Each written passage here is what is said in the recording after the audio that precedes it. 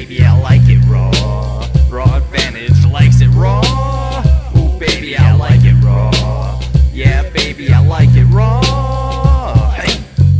Guess what, everyone? This is Chris Kennel from therawAdvantage.com, registered holistic nutritionist, raw food lifestyle coach, and I'm out here at the Farm of Life, or Finca de Vida in Costa Rica, one of my absolute favorite places to be. And I have a really fun and exciting video for you. My brother Brian is going to explain his favorite meditation, the art of sun gazing. Enjoy.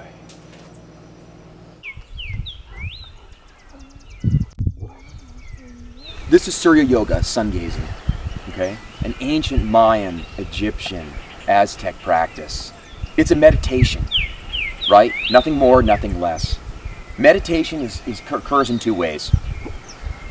If I asked you, if you stepped in here and you were staring at the sun, if I asked you, what are you doing? You'd tell me, I'm completely staring at the sun. That's what I'm doing. That's called the power of now, right? And it's extremely powerful because that's all we really have. Or you can meditate in another way. It's called the second attention. Your second attention is the mind behind the mind, and it's creating everything. The mind that talks to yourself all day long is actually creating your life. And so in meditation, we must get to it and quiet it down in order to transform, right? So the Mayans and Egyptians and Aztecs actually used this. They shut their second attention down and place just one image in their second attention. And as the image in their mind or thought, whichever one you want to call it, as the image in their mind or thought matched the sun's vibration, they would dreamweave. They could manifest anything. As I was saying last night, the Egyptians called this the secret gates to heaven, right? So, again, sun gazing is a form of meditation. So before you step into the spiral, it's the reason why I had you guys step out. Make a decision before you start the meditation. Am I just going to empty into the sun? Or am I going to place an image into it and see if I can bring it back into my physical experience? Or dreamweave, so to speak. Totally up to you. To do both at the same time is not good. The universe doesn't see numerous things at once. You have to choose one and stick with it, right? Lately I've been doing just simply power of now and just stare at the sun. Other times, if I need to manifest something, I'll visualize that and picture that in my mind. Thoughts are nothing but image screens or pictures in the mind, right? So it's your choice. So, while you're thinking that, when you're ready, come on into the spiral. Let me give you some exercises really quick and then I'll explain the practice to you. So, we're going to do it for just a couple of minutes right now because it's not very bright.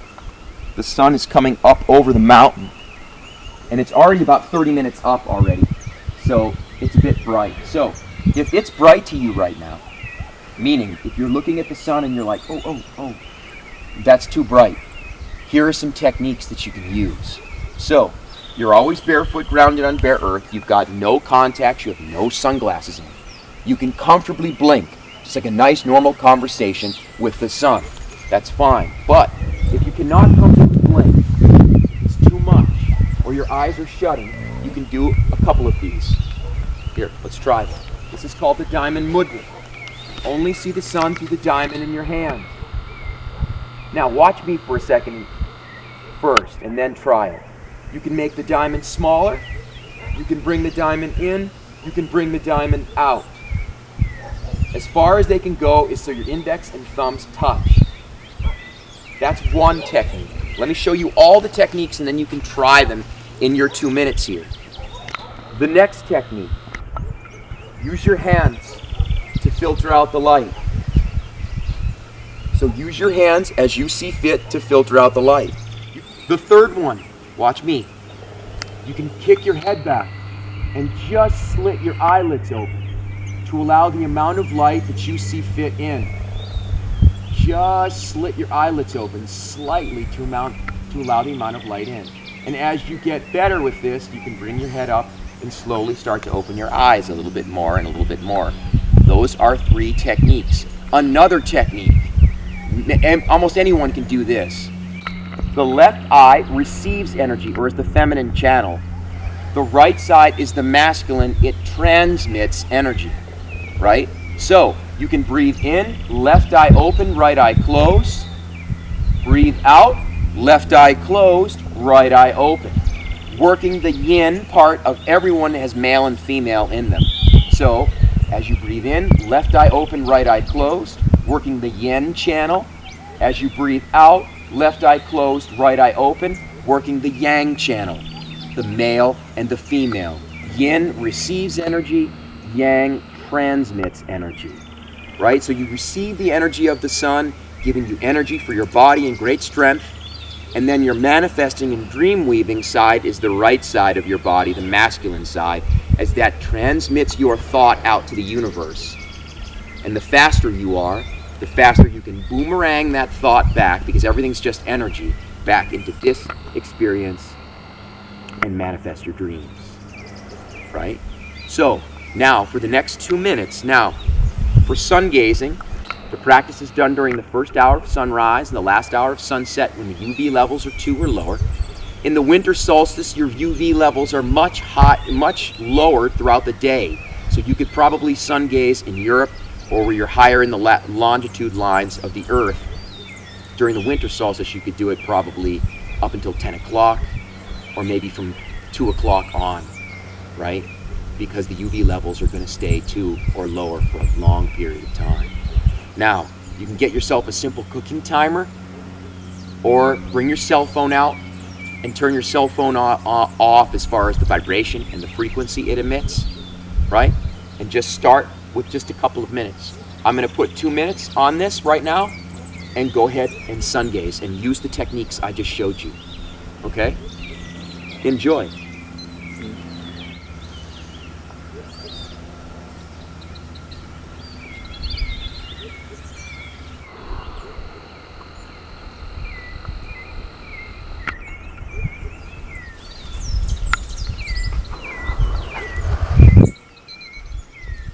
Okay, now, turn around for me. Do any of you see color blotches right now with your open eyes? Do you see colors or anything weird right now? Okay, because if you did, what you would do, if you're nervous about that, so if you were to see different colors or blotchiness, you'd close your eyes, you'd put your hands in the palms of your eyes until all the color blotches were out with your eyes closed. Then you can open your eyes again and there will be no more color blotches. Okay, that's called palming, and that's done after every sun gazing. That's if you see color blotches, meaning purples and oranges and reds, and you're kind of confused, right? But one of the cool things is the practice is so psychedelic, is that when people actually do see that for the first time, they realize that with their open eyes, what they're seeing is really not real. It's a projection. And when you stare at the sun, you start to realize that everything is just a projection of light. And so when you see the color blotches, you're just starting to tap into the illusion, starting to see the upper chakras, where matter turns into light. As I talked about yesterday a little bit, as I walked you guys around, these are little baby holy basil plants, and we planted them from the bigger plants. You can use the buds. So for example, like as I was sun gazing, if you notice, I had a fly go right into my eye, and he was just laying there. It kind of disrupts meditation a little bit. So what you do is you take the bud, rub it in your hand so it gets the oil, so the holy basil oils comes off in your hands, and you just rub it. Great. Insects do not like holy basil. They do not like medicines, medicinal plants, medicinal herbs, none of them. And so you can use them as a topical cream to keep insects off of you so that you get less bug bites. It's really good for if you have bug bites to heal them. And it's also great down in the greenhouse for companion gardening. As if there's an insect, like let's say there's an insect coming in, smells the holy basil, and now you've got your romaine lettuce right here. So the insect that loves the romaine, smells the holy basil, leaves. Now you got your nice organic greenhouse. You got your romaine lettuce, it's not going to get eaten by bugs. It's a great concept. It's called companion gardening. Utilizing the medicinal herbs the insects don't like and put them in all your garden beds. And then you can grow lots of good organic fruits and vegetables. It's fantastic. So, let me explain the practice a little bit more to you. From a body perspective, when you stare at the sun, you're staring at electromagnetism, right? When you stare at the sun, you're staring at the positive polarity, the male, the masculine. You've never heard the sun or the universe called Mother Universe or Mother Sun. I don't think I've ever heard anyone call it that. Why? Because it's the positive polarity. Everything on this plane of existence is electromagnetic. The sun is the positive polarity. The energies are coming through your eyes. Now, the earth. You've never heard earth called Father Earth. The earth is a mother energy. It's a feminine energy. Those energies are coming up through the reflex points of your feet. And you're the battery getting charged with chi, or prana, or organ, or life force energy. It's called different things, right? That's all you're doing here is you're getting energy from a physical perspective, from a body perspective. Also, when you stare at the sun, you are staring at all 7 chakras from a physical perspective. So it's opening you. So it is a form of yoga. You literally don't have to do anything, and you'll start to become more flexible with staring at the sun. When you do nothing, you do everything, because you're being now. You're still. You're being a human being, not a human doing anymore. So, incidentally, let me prove to you the chakras. Red, right? We talked about the chakras yesterday. We have red, orange, yellow, green, blue, indigo, and violet, right? I got a little helicopter going over. It's really nice. Now, when the sun rises, it's a red, correct? Or it sets, root chakra. When it goes up a little higher, it turns orange, second chakra, navel. When it goes up a little higher, it turns yellow, solar plexus chakra. When it goes up a little higher, you can't see the most predominant frequency coming out of it anymore, but it's green, up a little higher in the sky. As it goes up a little higher, blue. As it goes up a little higher, indigo. And as it goes up a little higher, violet, right? And then back down again to the sunset. So it goes up the 7 chakras and then goes back down the 7 chakras. So the sun is simply a representation of you. You encompass all 7 chakras. You're the rainbow of life. Well, the sun is the same thing. So in time, we just did 2 minutes. In time, you'll be able to reflect that light higher and higher and higher in the sky as it starts to open you, all your energy points, like your acupuncture and acupressure points. It will start to open you, open you, open you. You'll be able to see the sun. Your eyes will get stronger, get stronger, get stronger, and your chakras will start to open, open, open. As I talked about yesterday, there can be all kinds of horrible things happening on planet Earth with human beings. And guess what's coming up tomorrow? The sun. It's unconditional love. It will actually imprint in your water, your blood, because you're mostly water and space. It will imprint unconditional love in you, because that's all it is, right? So from a body perspective, you have 2 things. Electromagnetism, positive, negative. You're getting electromagnetism all the time. 2 worst inventions of modern man. Sunglasses, stopping light from getting in the eyes, and rubber-soled shoes, stopping energy from coming in from the earth. Try not to wear them as much. Sunglasses stop completely. Those are silly. You don't ever need to wear them again if you want to sun gaze and strengthen your eyes. Rubber-soled shoes, I understand if you live in a city, right? Of course, wear shoes. But every day, go to a park. I call it my 2-for-1s. So you exercise, you can walk, and walk barefoot at the same time. So you're connecting to the battery of Mother Earth and you're getting exercise at the same time. Go to a park and do that. A nice, beautiful park. Wherever you live, I'm sure there's a park within 5 or 10 minutes from you. And you can make your form of exercise that way. And developing your feet that way too. So it wants to touch sand, gravel, dirt, grass, whatever it is that you want, right? Now, the practice from a mind perspective. From a mind perspective, it shuts the mind off. I don't know if any of you were staring at the sun and you saw absolute beauty. How many of you saw rings of colors? Reds and oranges and yellows. It's beautiful. It showed you your chakras. It was simply a representation or reflection of you, right? So as you're staring at the sun, the second attention, which is my wallet, my finances, my girlfriend, my boyfriend, oh, I don't like myself, and I'm too skinny, I'm too fat, right? The second attention is constantly talking to itself and creating turmoil in many cases with people, especially people that come here and they're not feeling well, or they're ill, or they're sick. But in the presence of the sun, because this is an open eye meditation, you're concentrating on the giver of life, unconditional love. The second attention stops and focuses its attention on absolute beauty. So then what happens to you? You start to embody absolute beauty. The mind shuts off. The second attention becomes blank. And now you can recreate a new you. So from a mind perspective, it's an open eye meditation, and it works to shut the mind off because you can concentrate on something. Most human beings, we find it much easier because we've been taught to live with our eyes open, right? When we were born, we weren't immediately taught to meditate. Eyes closed, gazing into the third eye. We weren't taught that.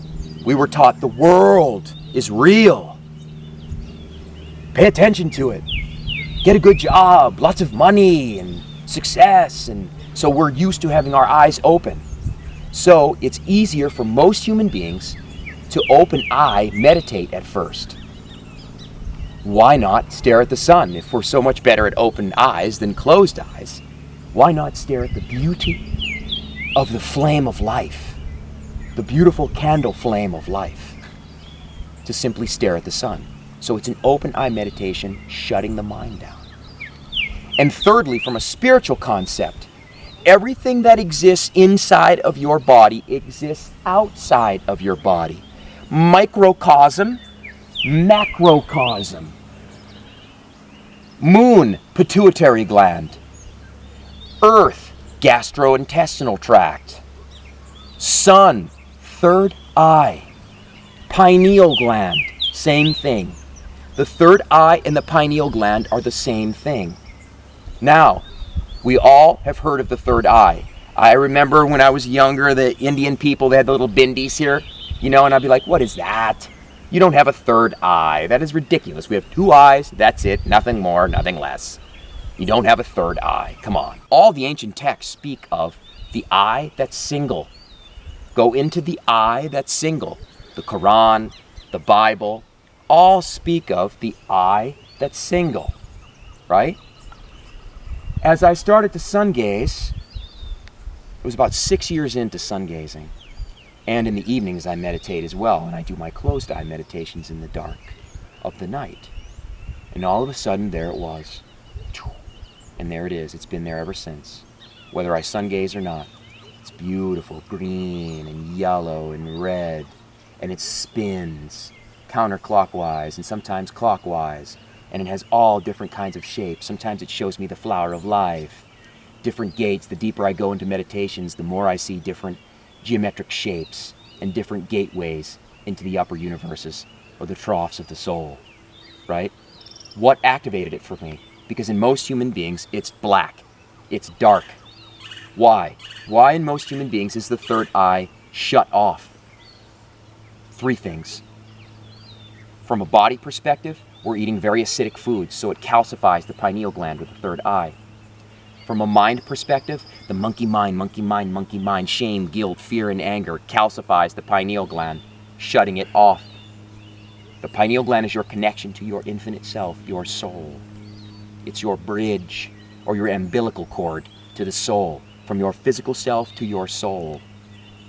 And from a soul perspective, most of the time it's shut off because most of the time most people don't even believe in God. Their life is spun out of control so much they have no idea what God is, or they don't believe in it at all anymore. 0. And so the third eye is shut off. What activates it? Light. You can access it, the third eye, you can awaken You can awaken the third eye with light. You can do different breathing techniques. There's many different ways to activate the pineal gland. There's different plants that can activate the pineal gland as well. But my favorite is the sun, because that is the third eye. That is the eye in the sky. So when you stare at that, you're awakening your third eye. As a matter of fact, the very first time, that's why I love the spirals so much. I have the two spirals, one facing east and one facing west on this farm. Why? I knew nothing about spirals when I first started sun gazing back in 2001. Nothing. Now I know lots, right? But the very first day I stared at the sun, and it's doing it right now, it spirals in and hits me right in the sixth chakra, or the third eye, or the pineal gland. And it's feeding my soul, feeding my pineal gland, right? It's like energy for my soul. It's soul energy rather than food, which gives me lots of physical energy, right? And so that's what's so transformative about the sun. Again, everything that is inside of you exists out here. You encompass everything. That's what's so amazing about the human being, and the reason why you can create everything. Because everything is already within you. It's already there. So, a good friend of mine one time, and it was an aha moment for me many years back. He explained this to me. He's like, everything is already within you. And I was like, oh, come on. And he says, the only thing that you need to focus on out here in the macrocosm is permanence. He said there are 4 permanent things that will never go away on this plane of existence. Human beings will die. The plants, the birds chirping, all of this nature will eventually die and go away. But there are 4 things that never, ever, ever will go away when our eyes are open. 1, the sun. The sun will always be here. It will always be here. So he says, focus on things that are permanent. He says, then you'll get to your soul. You'll change and transform your life. The second one, Earth. The planet will always be here. Walk barefoot. Connect to Mother Earth. The third permanence, air. Breathing techniques. Air will always be here on this plane of existence. And the last one, water. What are you? You're mostly water and space. Tell your water what to do. If your life, most people's lives, they focus on impermanence. What would I do without my partner? What would I do without the plants, the animals, my possessions, my money? Impermanence. Most people focus on impermanence. They never focus on the 4 permanences: air, water, earth, and sun. If people spent less time with impermanence and more time with permanence, they would change their life completely. Because permanence means infinity. You're flexing and you're exercising your soul. When you focus on impermanence, you're focusing on the smallest part of you, just the physical. If there's balance there, there's transformation. That's the practice of sun gazing. That's the explanation of it, right? You can do this in the wintertime. Don't sell yourself short. You've heard of vitamin D, right? I don't get enough vitamin D. Well, a lot of health practitioners will immediately say, well, the winter solstice, you can't get enough D, so we'll put you on a supplement. I'm not buying it. The sun is the true giver of vitamin D, if we're just going to talk about D. D is very important for all the cellular processes of the body, all of them. And I was reading one report where it says about 80% of people are vitamin D deficient now. So it's very difficult to even process a lot of the nutrients you're eating, even if you're eating raw foods. So I did an experiment one time, and I had a woman, she lived in Canada. It was winter. Her D levels were really low. She came here, I showed her the practice, just like I showed you. Then she went back to Canada, and for a month, I had her sun gazing on the snow. So what I had her do is I would put wool socks on. If you're a raw vegan, wool or leather shoes aren't going to cut it, so maybe hemp rope or something like that. Or cotton socks, you know, thick cotton socks. So I had her completely wrap up, feet, head to toe, except the slits of her eyes. She looked really silly. It was funny to take a picture. But she went out in the snow and she sun gazed for 20 to 30 minutes for 3 weeks. And she got her D levels retested. And this was the winter solstice when the UV levels are they rarely get above 2. And her D levels were through the roof. Through the roof. And her moods, right? The seasonal affective disorder, you know, in the wintertime in Europe or whatever, everyone's getting sad and depressed because they can't go outside. She was happy, joyful. She's like, this is great. Now I don't have to move to the tropics. I love where I live, you know? So now I can stay here and I can sun gaze in the wintertime. You know, she was really happy about that. And she had started to embody happiness and joy because that's all the sun's doing. It increases serotonin. Incidentally, what does the sun do in the spiritual level? Forgot to mention this. It emits 3 neurotransmitters, right? We talked about the lang-lang flower last night and how it increases serotonin to make you happy. Well, the sun does 3 things when you start to stare at it. 1, it increases serotonin. Your pineal gland, as it starts to engorge with blood, as it gets bigger, emits serotonin, your happy molecule. 2, melatonin, responsible for dream states, lucid dreaming, so that you remember your dreams more and you can control your dreams. And of course, the melatonin is responsible for the dream states, also very important for healing too, the body. And then thirdly, DMT. Have you ever heard of the DMT molecule? The God molecule, right? A lot of people, when they take ayahuasca, it will increase a great deal. Believe it or not, most people don't realize this. When you're born, you ever seen babies? Their eyes are huge. Trust me, babies see the universe very differently than you and I. They see the other side a whole lot more because they're in the upper troughs. They're in the upper chakras, right?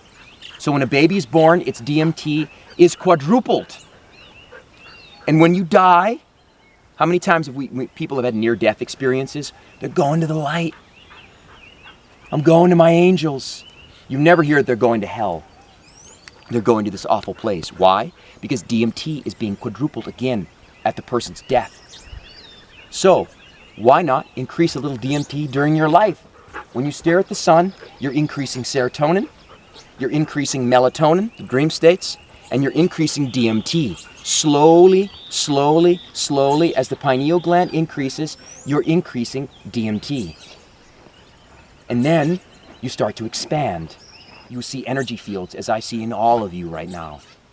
You see auras. You read people's minds. You can do all kinds of stuff that human beings forgot to know how to do. Why? Because they don't take time to expand the pineal gland. And when you do, you'll start to expand human consciousness. Remember the 6th chakra, as I was talking about yesterday. I understand that I'm not what I think I am. I am intuition. The 6th chakra is responsible for psychic awareness, clairvoyance, clairaudience, the ability to read minds, the ability to see energy fields. That is the 6th chakra. If you pay attention to the 6th chakra, you will get all those funky little gifts that all human beings really have. All of you are psychic.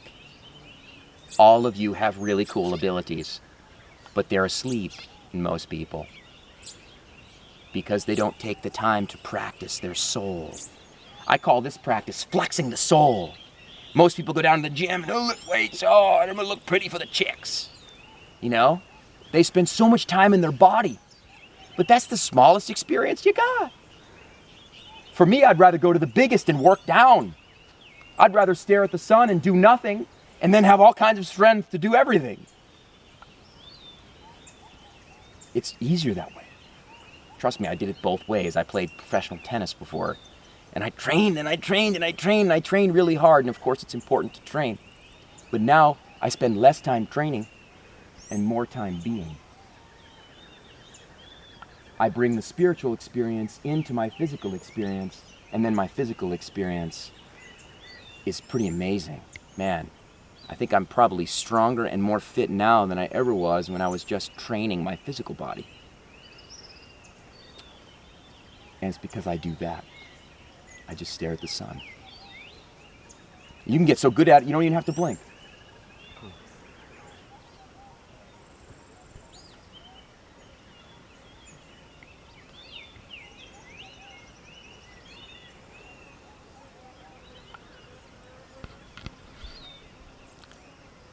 I am not the only one that can do that.